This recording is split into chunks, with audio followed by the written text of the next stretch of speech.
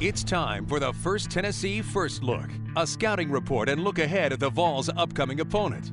Brought to you by First Tennessee Bank, the official bank of the Vols.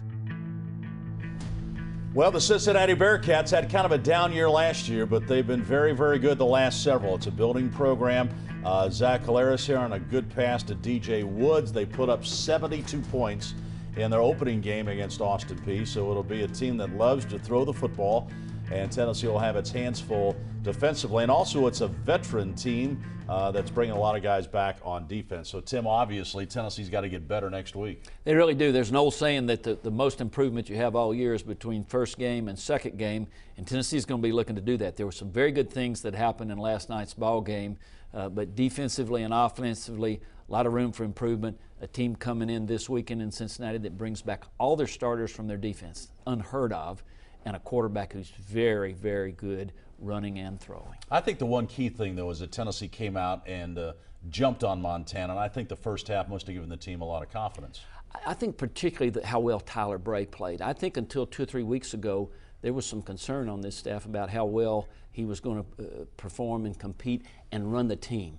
And I thought the team looked crisp. They ran it out of the huddle. He threw the ball exceptionally well. He looked like a leader, and he's going to need to be if Tennessee's going to be very successful this year. And Tennessee played a lot of freshmen, Drew. Well, they did. I think 12 true freshmen tonight. 8 of those guys offensively, and you know that's what you want to see. You want to see those guys get on the field. It's a great chance to evaluate those guys, and you really, you know, this is valuable experience for those guys for sure tonight. And I'm sure a lot of those guys will see the field against Cincinnati, and then I think you'll sort of start to see that taper a little bit, and you'll find out the guys that they really feel like can play, the guys they feel comfortable with. You know, and I think it also breeds some competition on the team because you don't want to see these freshmen coming up and take your job. Yeah, absolutely. I mean, Marlon Lane is a great guy who had a really nice game. He was able to come out and do some things both in the passing game and running. And I like him as a complementary guy to Torrin Poole as well. Different styles, and absolutely, there's a guy that Rajon Neal was getting those carries last year. So you talk about competition. There's a little bit right there.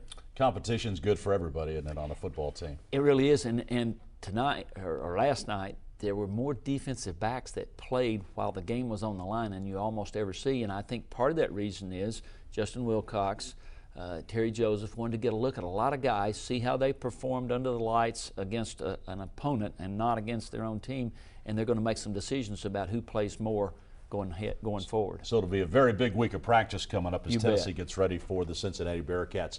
That'll be a 3:30 kickoff next Saturday at Neyland Stadium. Vol Network coverage starts at 2 o'clock Eastern, 1 Central Time, and there are tickets available for the game. Go to uttix.com. We hope to see you next week in Neyland Stadium.